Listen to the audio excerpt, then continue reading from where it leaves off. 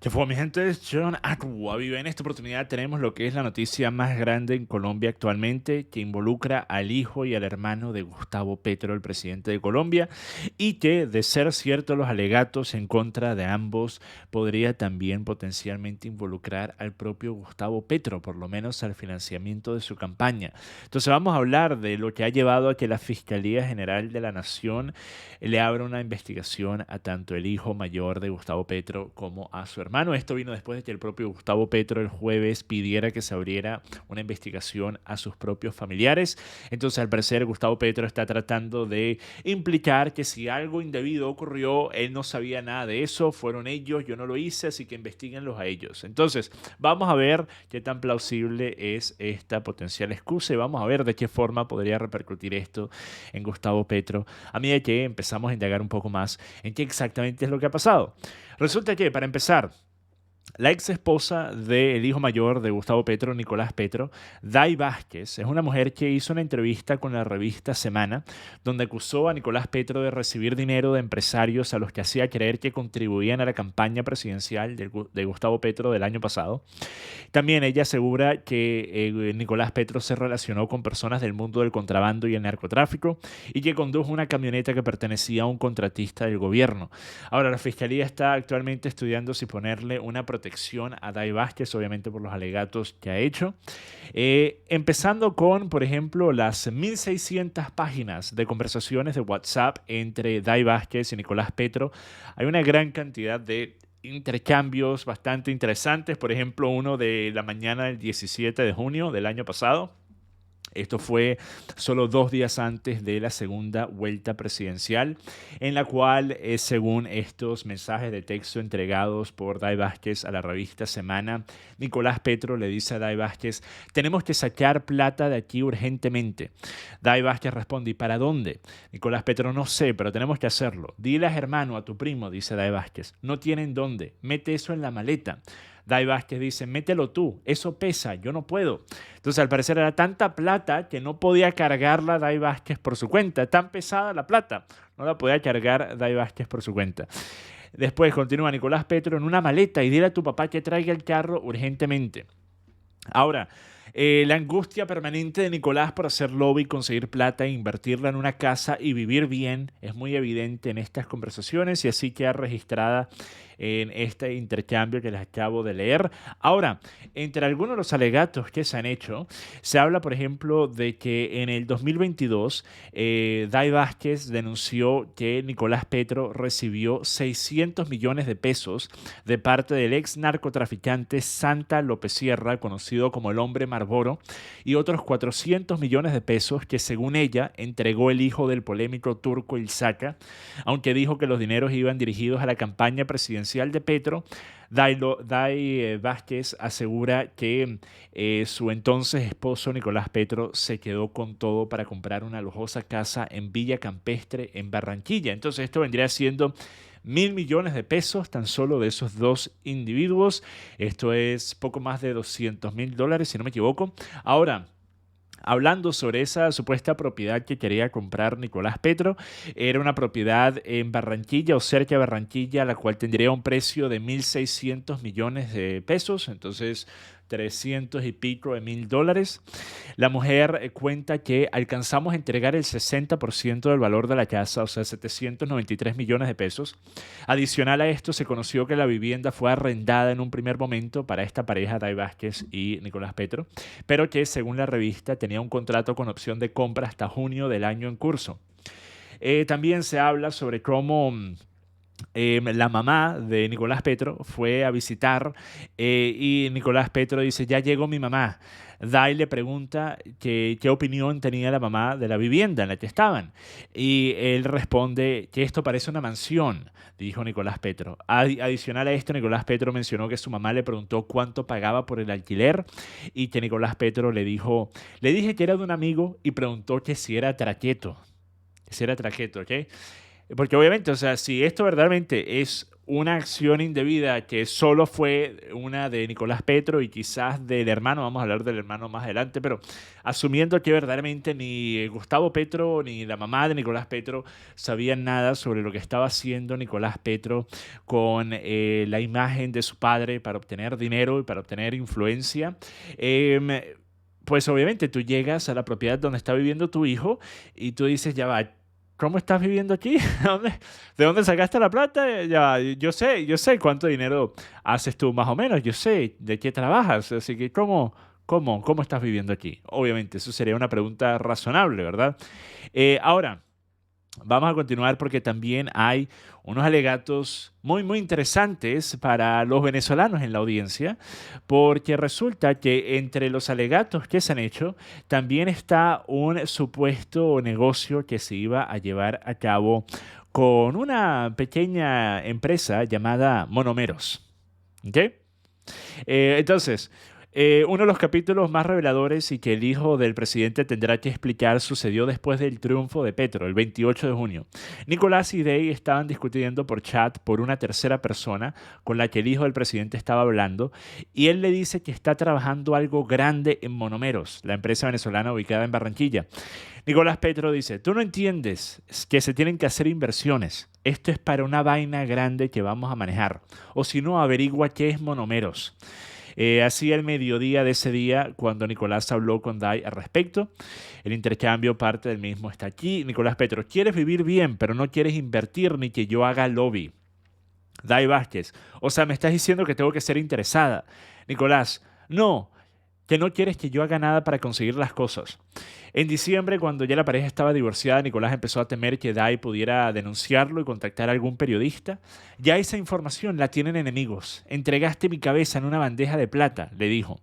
De hecho, le sugirió lo fácil que es borrar conversaciones o tener otra cuenta en Telegram. Con el simple hecho de filtrar información me hundiste, le dijo presuntamente Nicolás Petro a Day Vázquez. Entonces, miren, obviamente cualquier implicación con una compañía venezolana, lo primero que se me viene a la mente, ¿verdad? Que a cualquier venezolano en la audiencia también se les vendrá a la mente inmediatamente es de qué forma esto podría también terminar involucrando a miembros de la política venezolana. Porque si hay una cosa que cualquier persona que esté avispado con el tema político venezolano sabe es que la cantidad de venta de influencia, de intercambio de favores y la cantidad de dinero que han recibido miembros de tanto el oficialismo como de la falsa oposición política venezolana de parte de grandes corporaciones, no solo venezolanas, sino también brasileñas y de otras partes del mundo, es tremenda, es tremenda. Y lo que se sabe hasta ahora es la punta del iceberg. Hay algunos casos que han salido en los últimos años mencionando compañías como Odebrecht, pero verdaderamente la profundidad de esta corrupción creo que no se va a saber por muchos años, porque al fin y al cabo nosotros sabemos que el periodismo investigativo con referencia al tema venezolano brilla por su ausencia. Y esto lo digo y lo repito desde hace tantos años. Hay tantos supuestos periodistas investigativos en Venezuela que lo último que hacen es investigar a quienes por años han estado utilizando su influencia, su poder y sus posiciones para extraer plata de cualquier lugar donde lo han podido hacer. Pero bueno, entonces, obviamente, eso es lo primero que se me viene a la mente cuando escuché a Monomeros, ¿verdad? Por otro lado, para hablar sobre... Y por cierto, hay personas, ¿verdad?, que van a estar diciendo Aquaviva, pero hasta ahora esto no tiene nada que ver con Gustavo Petro. Bueno, si hay un caso, por lo menos, según Day Vázquez, de un ex narcotraficante que dio 600 millones de pesos para la campaña de Gustavo Petro, yo les pregunto, ¿no existe quizás la posibilidad de que más fondos que fueron utilizados para la campaña de Gustavo Petro también tuvieran orígenes ilícitos? De ser ese el caso, creo que debería existir transparencia plena con respecto a de dónde provino cada peso que fue utilizado para la campaña de Petro y también que alguien utilice esa información para llevar a cabo una investigación para ver si verdaderamente los nombres de las personas que dieron donaciones y las compañías e instituciones que dieron donaciones a la campaña de Gustavo Petro, si verdaderamente verdaderamente existen, si son quienes dicen ser, si son legítimas. Entonces, ten en cuenta, yo hace un par de días hablé sobre el caso de George Santos, quien actualmente está bajo investigación justamente por eso en Estados Unidos, porque hay varias donaciones que recibió que aparentemente vinieron de personas que no existen o que no parecieran existir. Entonces, esto es algo que yo creo debería ocurrir en este caso de Gustavo Petro. Si él verdaderamente quiere la transparencia y no tiene nada que temer, el que no la debe, no la teme, entonces me parece que esto es algo justo y necesario. Ahora, por fuera de ello, vamos a hablar también del hecho de que cuando la mamá de Iván Duque fue acusada de supuestamente estar haciendo una venta de influencia, ¿acaso el trato de parte de los simpatizantes de Petro fue uno de no, vamos a esperar a que salgan las pruebas, vamos a esperar inocente hasta que se declare, hasta que se demuestre lo contrario? ¿O acaso fue de que de inmediatamente dijeron, claro que sí, eso es lo que hizo, 100% garantizado? Entonces, vamos a ser honestos, de la misma forma que los simpatizantes de Petro pueden acusar y han acusado y continuarán acusando a cualquier figura que ellos consideren sea de la derecha colombiana, ¿verdad? Por mucho que Duque nunca fue tal cosa, de la misma forma que los pueden acusar por cualquier razón, inclusive cuando no hay prueba alguna, o cuando el caso no ha llevado a más nada, por ejemplo, el caso de la mamá de Iván Duque. La culminación de la investigación fue que básicamente era una mujer que estaba utilizando, una publicista, si no me equivoco, que estaba utilizando el nombre de la mamá de Iván Duque. Entonces, era una mujer llamada, una relacionista pública llamada Nova Lorena Cañón, quien aprovechó para sacar en limpio a Juliana Márquez, la madre del expresidente Iván Duque.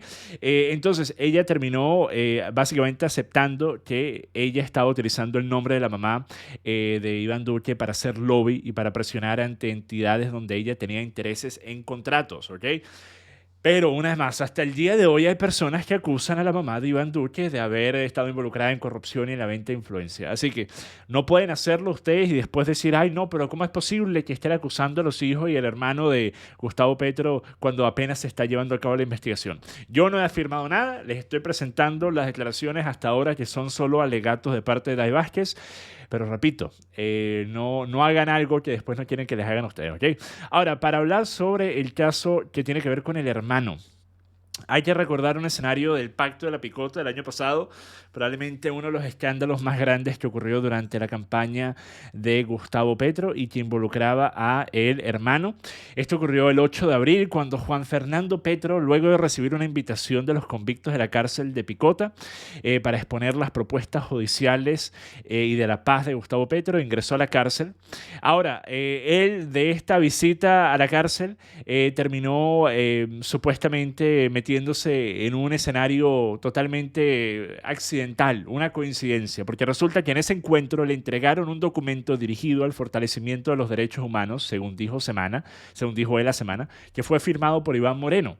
Según el hermano del presidente, toda la conversación se movió en torno a la política carcelaria y de derechos humanos, porque los condenados políticos pensaron que era un contacto directo con el candidato presidencial. Y supuestamente no lo era. Juan Fernando Petro estaba allí para su propia organización, que nada tenía que ver con Gustavo Petro, ¿verdad? Entonces, siempre coincidencia, ¿verdad? Juan Fernando Petro siempre ha negado que esta fuera la intención de su visita, sin embargo les aseguró a los presos con los que se reunió que le entregaría una copia del documento a Gustavo Petro. En esta visita a la Picota, Juan Fernando Petro habló de la idea de perdón social, que después terminó siendo uno de los escándalos más grandes de la campaña de Petro. En dicha visita, el hermano del presidente estuvo acompañado de Juan Danilo Rueda, coordinador nacional de la ONG Comisión Intereclesial de Justicia y Paz, que fue invitado por el exgobernador de San Andrés, Ronald Housing Ayer, condenado por corrupción. Según Noticias Caracol, en las notas de ingreso al penal se inscribió como Comisión de la Verdad, ¿okay? Aunque no tuviera ningún vínculo con esa entidad. En su momento también se revelaron testimonios anónimos de 3 reclusos que estuvieron en la reunión, quienes aseguraron que durante el encuentro grupal se les ofrecieron rebajas de penas de 20% a través de reforma a la justicia y eliminación de jueces de ejecución de penas. El hermano del presidente Petro negó ese ofrecimiento. Entonces, una vez más, esto es uno de esos escenarios en los cuales al parecer vieron lo que estaba pasando con Hunter Biden en Estados Unidos y dijeron, bueno, si les funciona ya a los estadounidenses, ¿por qué a nosotros no? ¿Por qué nosotros no podemos? De ser cierto, obviamente, hay que esperar a ver qué sale con la investigación. En el caso que las acusaciones, los alegatos sean ciertos, pero que no tengan nada que ver con Gustavo Petro, o sea, que él no sabía nada sobre esto, pues yo diría lo mismo que dije en el caso de Hunter Biden. Y de esa forma creo que las personas que me siguen saben que yo soy increíblemente justo con respecto a los análisis que hago sobre este tipo de temas. Por eso es que inclusive en el 2020 habían personas que me estaban acusando de no estar haciendo suficiente contenido hablando sobre el caso de Hunter Biden, y yo dije, hasta que yo no tenga pruebas enfrente que yo pueda ver que esto involucra a Joe Biden, verdaderamente no es de mi interés estar hablando sobre si el hijo del presidente o del candidato a la presidencia tiene un problema de drogadicción y le gusta pagar por relaciones íntimas. Eso no es algo que me parezca relevante para un escenario político como el que yo suelo manejar. Cuando empecé a hablar del caso de Hunter Biden, primero fue porque ocurrió un encubrimiento mediático en el cual los medios de comunicación que tienen el deber de informar algo como esto, especialmente en una etapa como la que se estaba viviendo en aquella época de las elecciones presidenciales, no lo hicieron. Entonces ya por eso se vuelve una noticia, porque ocurrió efectivamente un encubrimiento en medios de comunicación de izquierda y también en las redes sociales con las prohibiciones para hablar del tema siquiera. Y después, porque a medida que fue pasando el tiempo, más y más información fue saliendo de esta laptop que, como he dicho tantas veces, es como el bolso del gato Félix, ¿verdad? Tú de esa laptop puedes sacar lo que sea. La laptop tiene el hard drive más grande habido y por haber, ¿ok? Ese hard drive debe tener 1000 terabytes por lo menos, ¿ok? Entonces empezó a salir cada vez más información que empezaba a acercarse cada vez más a Joe Biden. Empezaba a verse cada vez más como un escenario en el que Joe Biden no podía decir que él no sabía lo que estaba pasando en el menor de los casos y que en el mayor de los casos él se estaba lucrando de estos acuerdos. Pero en escenarios como estos, repito, si verdaderamente Gustavo Petro no está implicado y él no sabía lo que estaba pasando, pues es una muestra más de lo que ocurre cuando quizás no haces el mejor trabajo posible criando a tus hijos, ¿ok? Porque no sé ustedes, ¿verdad? Pero yo no puedo imaginarme hacer algo como esto que pudiera literalmente arruinarle la carrera, la vida política a mi papá para tratar de comprarme una casa. No sé ustedes, ¿verdad? Creo que eso tiene parte de ver con la crianza, de ser ciertos los alegatos en contra de Nicolás Petro. Una vez más, estamos a la espera de que se lleve a cabo la investigación y cuando tengan más que reportar haré otro video al respecto. Déjenme ustedes saber qué opinan al respecto. Hasta la próxima, mi gente. Paz.